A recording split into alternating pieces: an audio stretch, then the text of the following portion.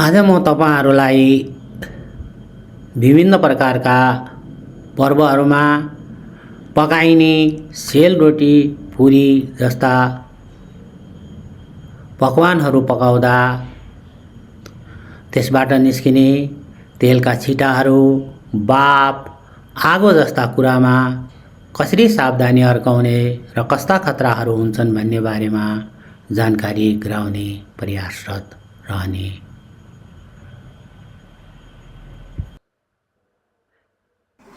सेलरोटीलाई हातले नै घुमाएर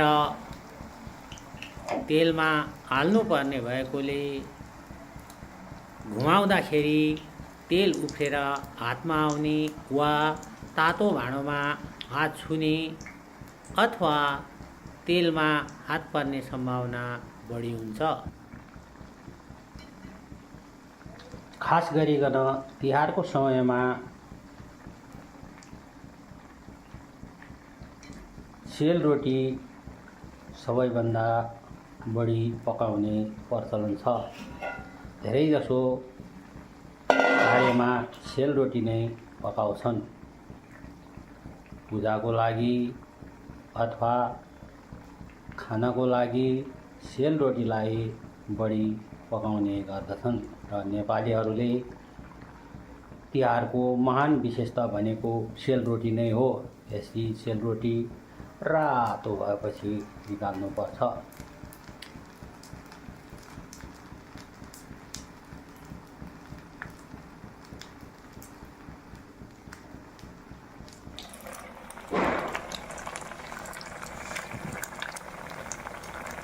यसरी तेलमा पाक्दै जाँदाखेरि तेलका छिटाहरू र पानीका तेलमा पिठोमा भएको पानीको मिश्रण गरेर उफ्रिने गर्छ, जुन शरीरमा पर्यो अथवा कुनै मानिसको शरीरमा परेमा यसले डढाउन सक्छ, पोल्न सक्छ अथवा फोकाहरू उठ्न सक्छ।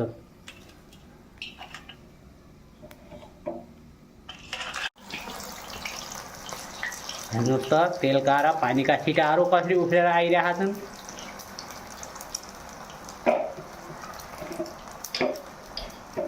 पिठोमा पानी मिसिएको छ। त्यो पानीलाई पकाउनको लागि, सुकाउनको लागि तेलले विभिन्न तातोले त्यसलाई सुकाउने गर्छ। कहीँ उफ्राने गर्ने कार्यहरू यहाँ भइरहेका छन्।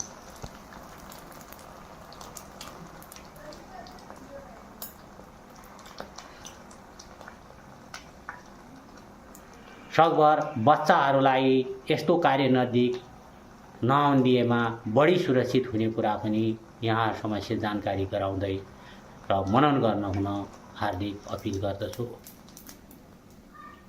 यस्ता